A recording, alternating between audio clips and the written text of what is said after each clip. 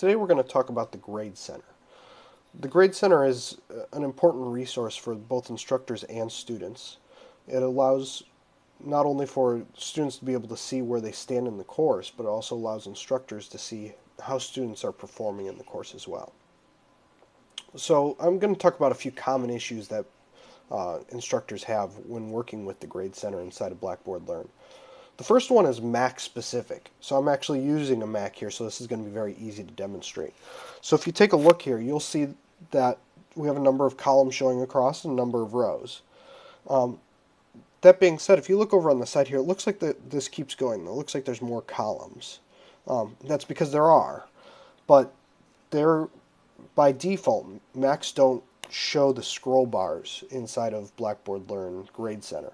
So we're going to show you how to fix that. That's real simple. If you go into System Preferences and then General, right here where it says Show Scroll Bars, you're going to want to change this to say Always. Once you choose that, you can close out of that window, and you'll see that you get scroll bars. And so that will give you the rest of the columns plus the rest of the rows, which are all the additional students that are in the course. So the next thing that we're going to talk about is managing the columns themselves. So this is a common issue when courses are copied across from one semester to another, or when you're copying content of some sort from one course to another. A lot of times Grade Center columns will disappear or not be visible, and it can throw instructors through a loop. So if you go under Manage and then Column Organization, this is actually where you can go to change what is visible and what isn't visible. So you'll see here, you can see everything: the first name of the student, the last access, the availability, all the assignments. You'll notice that some of these items here say hidden. So the last name, username, and student ID I have hidden in this current course. But everything else is visible. So you can easily change that by hitting the check mark next to the item that you want to hide. And then you go down to Show Hide, and you can hide the selected column. When you go down, then you'll go down and hit Submit, and that will save your changes. And then you'll notice that we go from Total to Quiz 2. There's no Quiz 1 in here. So we've hidden that column. You can easily go back and make that viewable again by going into Column Organization and then selecting that same column again. And we want to say Show Selected Columns. You'll notice that that hidden text goes away. And then you hit Submit again, and you'll notice that column reappears, and that's viewable again. Sometimes when these columns are hidden, they're still viewable by the students, which can cause confusion to the students because the professor in their grade book doesn't see, in their grade center, doesn't see all the columns that they've hidden, but the students can still see them. And so it can be a little overwhelming to students. Another thing that you can do inside this column organization, which is very useful, is creating what they call grading periods. So I have a grading period of final created.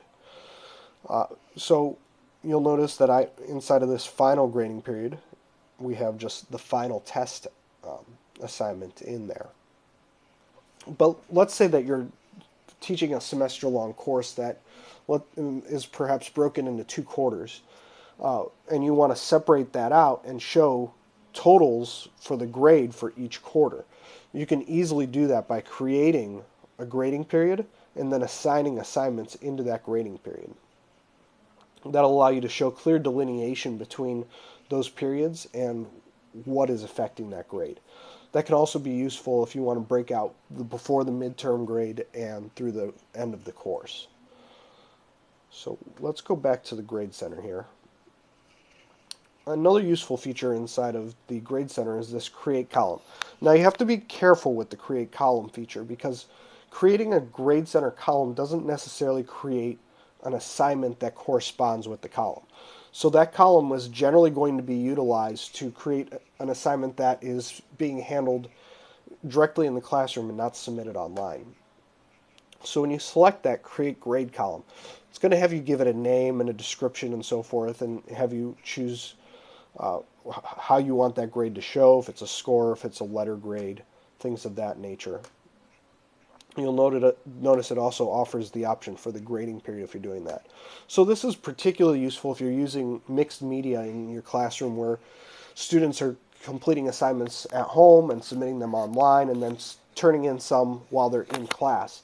So all their in-class assignments that they're turning in as a paper form in class, you'd then be able to create these columns inside of the Grade Center and be able to track them all in one space, and create a one-stop resource for not only you as the instructor, but for the students as well. So there's a lot of functions inside of the Grade Center where you can create reports, have additional visibility of items, and so on and so forth. So there's a lot of opportunities available to organize this in a way that is easiest for you. The important thing is taking some time to play around with all the features and find exactly what that really looks like for you as an individual, and really feel comfortable and confident with how you're designing your Grade Center to work for you.